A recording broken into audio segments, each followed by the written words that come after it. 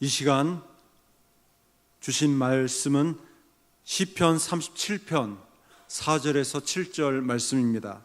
구약성경 828쪽 전후로 있습니다. 시편 37편 4절에서 7절 말씀입니다. 같이 하나님의 말씀을 함께 한 입술로 봉독하겠습니다. 또 여호와를 기뻐하라. 그가 내 마음의 소원을 내게 이루어 주시리로다. 내 길을 여호와께 맡기라. 그를 의지하면 그가 이루시고 내 의를 빛같이 나타내시며 내 공의를 정오의 빛같이 하시리로다. 여호와 앞에 잠잠하고 참고 기다리라. 자기 길이 형통하며 악한 길을 이루는 자 때문에 불평하지 말지어다. 아멘. 우리가 살다 보면은 지치고 힘들 때가 참 많습니다. 너무나도 힘들고 어려워서 쓰러질 때 많아요. 세상은 더 좋아지고 편리해지지만 왜 이렇게 사는 것이 힘든지요? 좀 이 힘든 세상, 이 무거운 짐을 내려놓고 싶은데 그렇지 못하는 것이 우리의 모습입니다.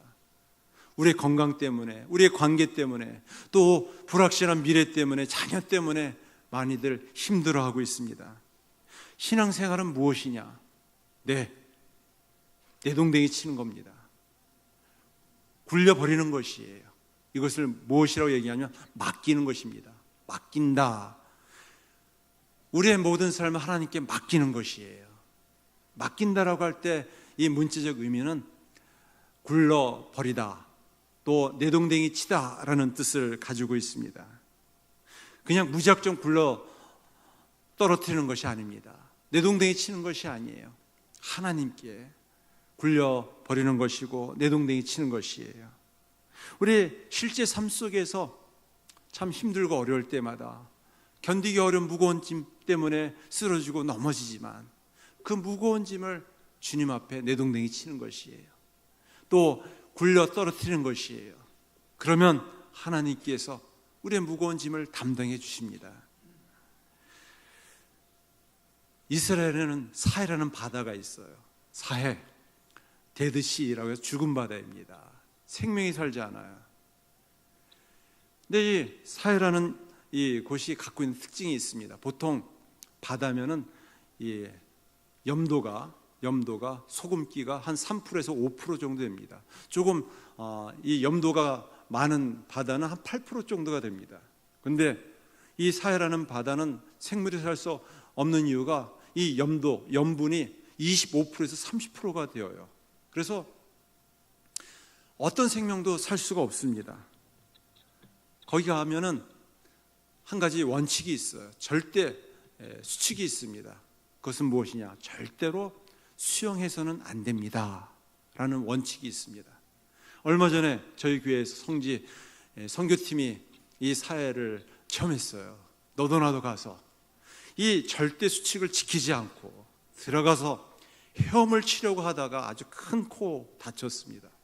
왜냐하면 코에 이 짠 물이 들어와 가지고 얼마나 고통스러운지 몰라요.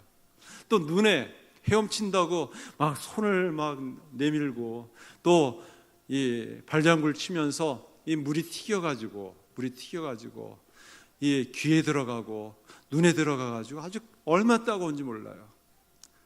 모 집사님은 본인이 수영을 잘한다고 바다에서 헤엄친 적이 있다고 해가지고 치다가 자기도 그냥 눈에 그 물이 들어가고 또 주변의 사람들에게 큰 해를 끼친 분도 있습니다.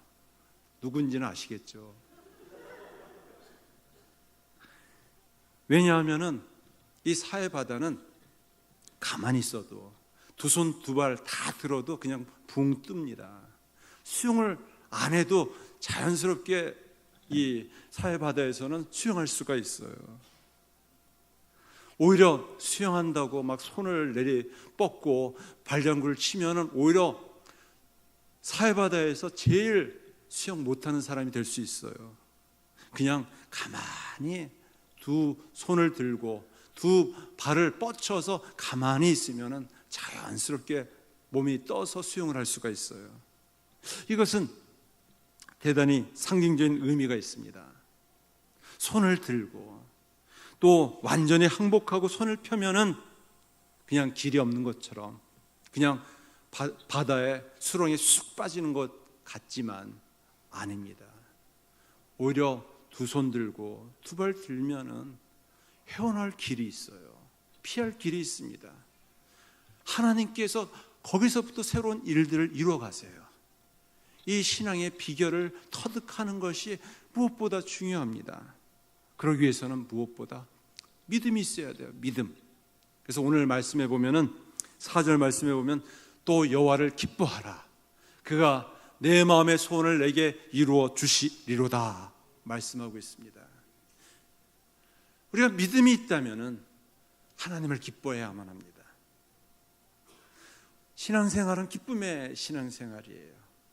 아무리 힘들어도 울적하고 침울할지라도 세상이 참 힘들고 각박하다 할지라도 세상을 바라보면 자꾸만 믿음이 떨어지고 또 마음이 내려앉을 때 오히려 하나님을 기뻐하는 것이 하나님을 기뻐하게 하는 것입니다.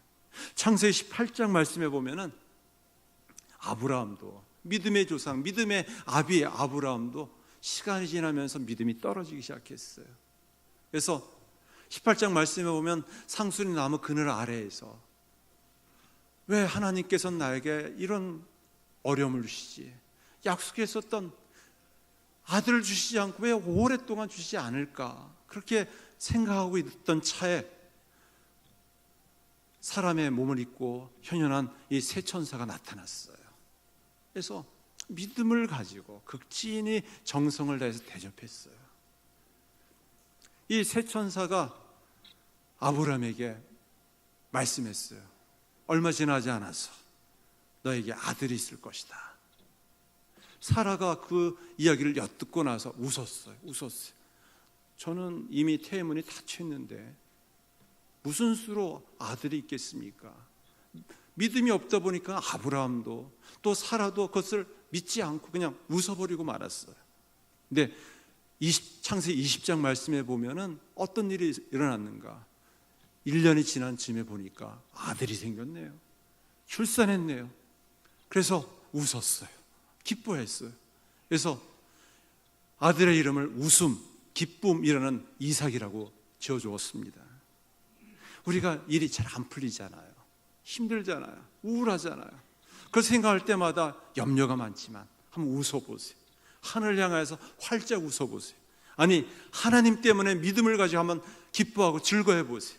어떤 일이 일어나는지. 사람들은 힘들고 어려울 때, 병들 때 자꾸만 우울해져요. 침울해져요. 왜 이렇게 힘들까? 어려울까?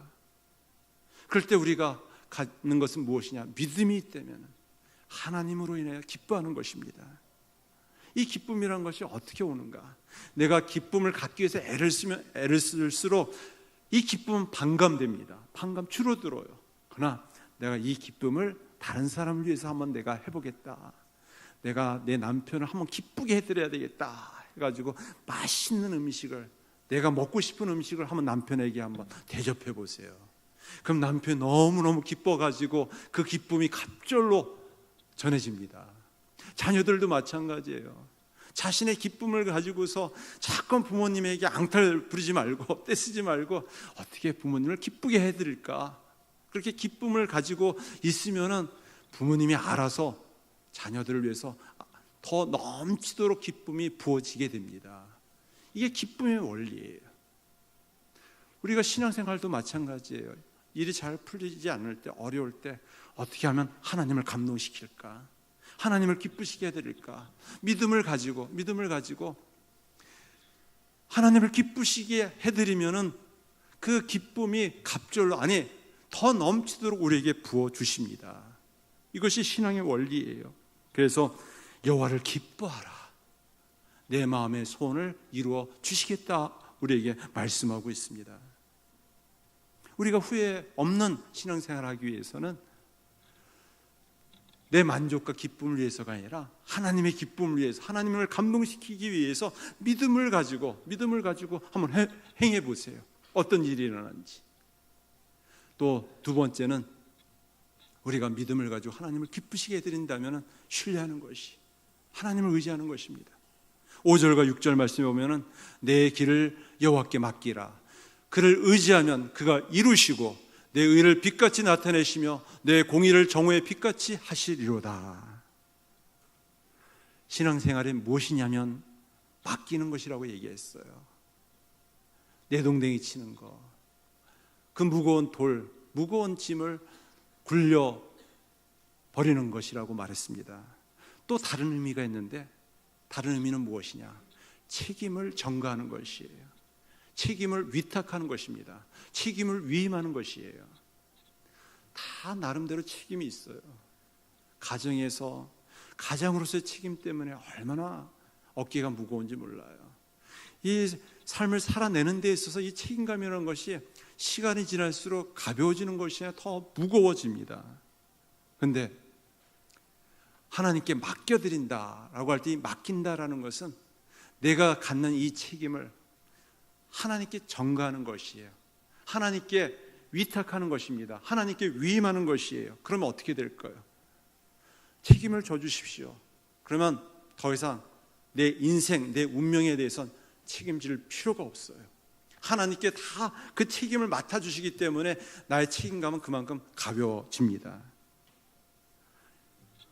이 맡겨드린다라는 말은 소극적인 의미로 그냥 자기 자신을 포기하는 의미도 있습니다. 자신의 생각을 내려놓고 자신의 의지를 내려놓는 것이에요. 그렇다고 해서 구경꾼으로서 방관자가 되는 것은 아닙니다. 적극적인 의미로서는 하나님을 신뢰하는 것이에요. 하나님의 능력을 의지하는 것입니다. 우리가 어떻게 하나님의 능력과 또 하나님의 힘을 의지할 수 있을까요? 하나님의 말씀을 순종하는 것입니다. 하나님의 말씀을 순종하는 것이에요. 교회를 목회하다 보면은 이 책임이라는 것이 그렇게 무서워요. 우리 성도들이 갖고 있는 책임과 또 담임 목사가 갖고 있는 책임과 장로님들이 갖고 있는 책임, 또 직분자들이 갖고 있는 책임의 그 강도가 좀 다릅니다. 우리 부교육자는 발 뻗고 잠을 잘 수가 있어도 담임 목회자는 성도들을 생각하면 좀 일이 안 풀리면은 이게 내 책임인 것 같아가지고 죄송스러운 마음도 있고 어떻게 그 문제를 기도하면서 해결할 것인가 그렇게 하나님 앞에 기도하게 됩니다. 그러나 우리가 갖고 있는 이 책임 하나님께 맡겨드린다. 그것은 하나님께 책임을 전가한다는 것이에요. 위탁하고 위임하는 것입니다. 무작정 위임하는 것이 아니에요. 하나님의 말씀을 순종하는 것입니다. 나에게 전적인 책임이 없지만 하나님께 무릎을 꿇는다면, 굴복한다면 또 하나님의 뜻을 따라야 되고 하나님의 말씀에 순종해야만 합니다. 성경에 보면은 그런 대표적인 사람이 있었어요. 이방인이었고 과부였고 가난뱅이였고 비루하고 비굴한 삶을 살 수밖에 없었지만 그러나 하나님을 꽉 붙잡았어요. 나는 아무것도 할 수 없습니다. 시어머니 나오미가 믿고 있는 하나님을 꽉 붙잡았습니다. 그리고 그 하나님을 믿음을 가지고 시어머니가 있는 고향 땅 베들레헴 땅으로 같이 돌아왔어요. 그때 보아스의 밭에 들어갔는데 보아스가 무엇이라고 루스에게 이야기하느냐? 하나님의 날개 아래 보호를 받으러 온 내가 참으로 복이 있다. 하나님께서 너에게 온전한 상 주시기를 바란다 라고 했을 때 아멘이라고 했어요. 네, 그렇습니다. 저는 하나님의 품으로 빈손 들고 어머니를 쫓아서 하나님만 꼭 붙잡고 돌아왔습니다. 하나님께서 제게 상 주시기를 원합니다. 저도 그렇게 되길 바랍니다. 은혜를 힘있기를 간절히 바랍니다. 이렇게 하나님 앞에 담대히 고백했어요. 네, 그렇습니다. 우리는 참 자신의 의에 대해서 생각할 때가 많이 있어요. 나는 최선을 다했습니다. 이만큼 했으면 그래 적어도 이만큼 돼야 되지 않겠습니까? 자신의 의 때문에 하나님의 의를 힘입지 못할 때가 참 많습니다. 성경 우리에게 말씀하고 있어요. 의를 하나님께 맡기라. 그러면 그 의를 이루시겠다고 말씀하고 있어요. 자신이 갖고 있는 노력, 공로, 의 하나님 보시기에는 그렇게 대단치 않습니다. 하나님은 그 중심, 그 심령을 살피신다고 말씀하고 있어요. 최선을 다했다고요. 또 착하게 의롭게 믿음으로 살았다고요. 그러나 자기 고집에 자기 생각에 빠져 있을 때가 있어요.